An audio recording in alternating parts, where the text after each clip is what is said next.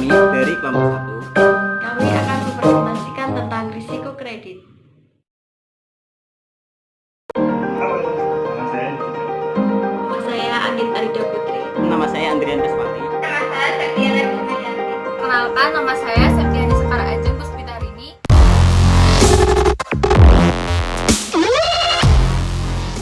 Pengertian risiko kredit adalah suatu risiko kerugian yang disebabkan oleh ketidakmampuan dari debitur atas kewajiban pembayaran utangnya, baik pokok maupun bunganya ataupun kedua-duanya.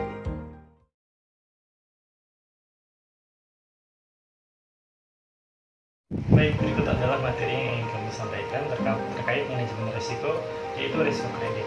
Terdapat beberapa kategori. Yang pertama adalah penilaian kualitatif. Terdapat 3 dan 5C. Yang pertama, instrumen atau pengembangan kredit untuk melunasi utang dan bunganya. Yang kedua, repayment capacity, yaitu kemampuan perusahaan mengembalikan pinjaman dan bunga. Yang ketiga, risk bearing ability, yaitu kemampuan perusahaan menanggung risiko kegagalan pada kredit. Risiko kredit yang kedua adalah penilaian kuantitatif. Terdapat beberapa komponen, yaitu dari yang terbaik adalah AAA, instrumen utang dengan risiko sangat rendah, tingkat pengembalian amat sangat baik atau excellent, sampai D adalah instrumen keuangan sedang default atau bankrupt. Yang kedua, model scoring kredit, yaitu model untuk melihat risiko kredit adalah potensial kegagalan bayar. Terdapat tiga model. Yang pertama adalah A, model diskriminan. Apakah suatu perusahaan sebaiknya dimasukkan ke dalam kategori tertentu? Yang B, model probabilitas linier, dipakai untuk mengakomodasi keinginan angka terhadap kegagalan bayar kredit. Yang C, model probabilitas logik. Model ini menggunakan link logik, bukan linear seperti dalam regresi biasa. Sedangkan untuk penilaian kuantitatif lainnya seperti RALC hingga kerangka akan disajikan pada slide selanjutnya. Selanjutnya saya akan menjelaskan tentang model diskriminan. Analisis ini pada dasarnya ingin melihat apakah suatu perusahaan sebaiknya dimasukkan ke dalam suatu kategori tertentu. Dalam kategori ini dapat dibagi ke dalam 2 hal, yaitu yang pertama, perusahaan yang mengalami kegagalan bayar atau risiko kredit, dan perusahaan yang tidak mengalami kegagalan bayar atau risiko kredit. Kemudian perusahaan harus mengumpulkan informasi tersebut yaitu mengumpulkan laporan keuangan.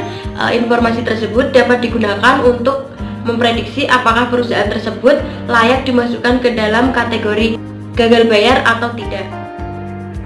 Berikut merupakan contoh fungsi diskriminan menurut Altman. Selanjutnya, misal ada informasi berikut ini, mana yang diperkirakan akan bangkrut. Berdasarkan perhitungan fungsi diskriminan, berikut adalah hasil dari perhitungan kedua perusahaan, dan perusahaan yang diperkirakan akan bangkrut adalah perusahaan Y, karena nilai perusahaan Y berada di bawah batas bangkrut berdasar model pasar dan model nilai buku. Selanjutnya yaitu model probabilitas linear. Dalam beberapa situasi, 2 kategori gagal bayar dan tidak gagal bayar saja tidak cukup. Barangkali menginginkan angka yang mencerminkan seberapa besar kegagalan risiko kredit.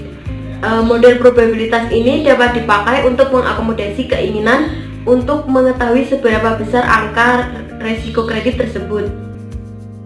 Selanjutnya ada model probabilitas logit. Model persamaan logit dihitung menggunakan link logit. Teman-teman, di sini saya akan menerangkan mengenai RAROC, mortality rate, and term structure. RAROC atau risk adjusted return on capital merupakan membandingkan tingkat keuntungan dengan modal yang beresiko atau modal yang akan terdampak apabila seorang debitur mengalami gagal bayar.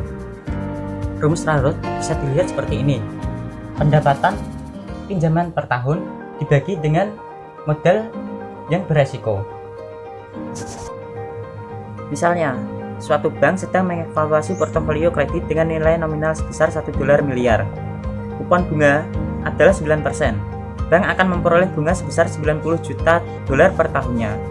Modal ekonomi untuk kredit tersebut diperkirakan sebesar 75 juta dolar, merupakan 7,5% dari nominal pinjaman. Misalkan dana untuk pinjaman tersebut diperoleh dengan menerbitkan deposito dengan tingkat bunga 6%. Modal sebesar 75 juta dolar ditambahkan sebagai modal yang diinvestasikan di surat berharga pemerintah dengan tingkat bunga 6,5% per tahun. Bank tersebut mempunyai biaya operasional sebesar 15 dolar juta per tahun, dan kerugian yang diharapkan dari portofolio tersebut adalah 1% per tahun. RAROT bisa dihitung sebagai berikut.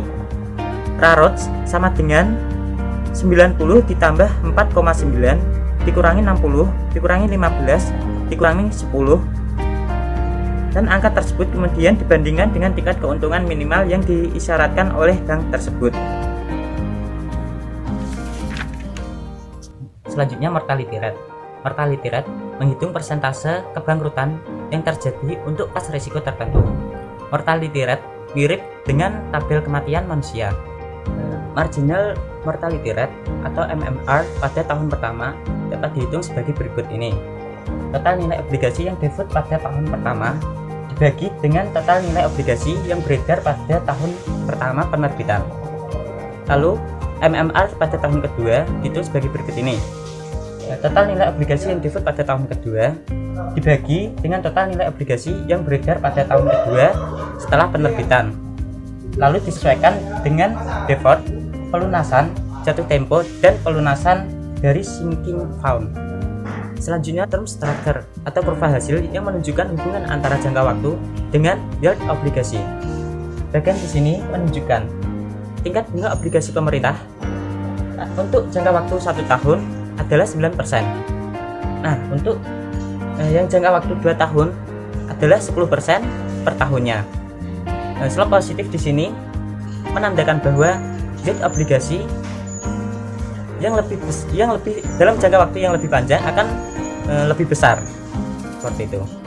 Pada kondisi pasar persaingan sempurna, tidak ada kesempatan arbitrase, maka tingkat keuntungan yang diharapkan untuk obligasi perusahaan sama dengan tingkat keuntungan yang diharapkan untuk obligasi pemerintah. Nah, maka diperoleh persamaan sebagai berikut. 1 plus RF sama dengan TI dalam kurung 1 plus RI, di mana RF yield obligasi pemerintah, untuk RI sama dengan yield obligasi perusahaan. Nah, untuk PI sama dengan probabilitas obligasi perusahaan tertahan. Dengan data di atas dapat dihitung seperti ini. PI sama dengan 1 plus 0,09 dibagi 1 plus 0,12, hasilnya sama dengan 0,97. Nah, probabilitas default tahun pertama sama dengan 1 dikurangi 0,97 sama dengan 0,03 atau 3%. Dengan demikian, berdasarkan data yield curve, kita bisa menyimpulkan bahwa pasar memperkirakan obligasi perusahaan akan default pada probabilitas 3%. Jelaskan tentang kredit metrik dan kredit metrik untuk aset individual. Kredit metrik merupakan alat pengukur resiko kredit dengan menggunakan kerangka FIR atau value at risk, sehingga volatilitas resiko kredit dapat diperhitungkan. Ada dua masalah jika kita menggunakan kerangka FIR atau value at risk. Yang pertama, distribusi tidak normal dan perhitungan korelasi. Kredit metrik untuk aset individual tentang menganalisis resiko kredit dengan obligasi, yaitu obligasi rating BBB dan rating A. Kita dapat menghitung resiko kredit kedua aset dengan menggunakan kredit metrik. Di sini saya akan menjelaskan tentang kredit metrik untuk portofolio. Kredit metrik menilai nilai portofolio pada risiko yang berkaitan dengan kredit dalam 3 langkah. Yang pertama yaitu menentukan profil eksposur dari setiap item dalam suatu portofolio. Yang kedua, menghitung masing-masing gejolak instrumen dalam nilai yang disebabkan oleh kemungkinan peningkatan grade, penurunan grade, dan gagal bayar. Yang ketiga, yaitu mempertimbangkan potensi antara perubahan-perubahan dalam nilai item individu dalam 2 langkah dan mengkombinasikan gejolak instrumen individu dengan untuk memberikan gejolak portofolio agregat. Teori portofolio merupakan alat yang menarik khususnya bagi para manajer reksadana yang menginvestasikan dalam aset-aset perdagangan secara luas. Kredit metrik mengestimasi nilai portofolio pada risiko yang berkaitan dengan kejadian-kejadian kredit yang melibatkan peningkatan dan penurunan grade, pemeringkatan kredit seperti gagal bayar, mengadopsi kerangka kerja untuk mark to market. Selanjutnya, saya akan menjelaskan tentang pendekatan kerangka opsi. Pendekatan kerangka opsi ada 2, yaitu opsi call dan opsi put. Opsi call adalah hak untuk memberi aset dengan harga tertentu pada periode tertentu. Yang kedua yaitu opsi put adalah hak untuk menjual aset dengan harga tertentu pada periode tertentu.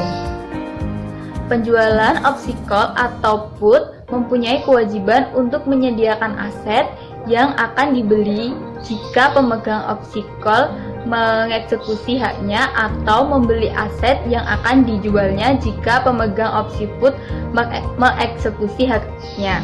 Sebagai kompensasi, penjual opsi menerima premium atau harga opsi sebesar nilai tertentu. Beberapa akademisi menggunakan kerangka teori opsi untuk menganalisis risiko kredit. Dengan menggunakan kerangka teori opsi, pemegang saham bisa digambarkan sebagai pihak yang membeli opsi call, pemegang hutang atau pemberi hutang bisa digambarkan sebagai pihak yang menjual opsi put. Ini adalah kurva yang pertama. Dan ini adalah kurva yang kedua. Setelah kita mengetahui kerangka semacam tersebut, kita bisa menggunakan teori opsi, model penilaian opsi untuk menilai nilai hutang dan sekaligus risiko kredit. Bagian tersebut memberikan ilustrasi bagaimana risiko kredit bisa dihitung dengan menggunakan teori penilaian opsi.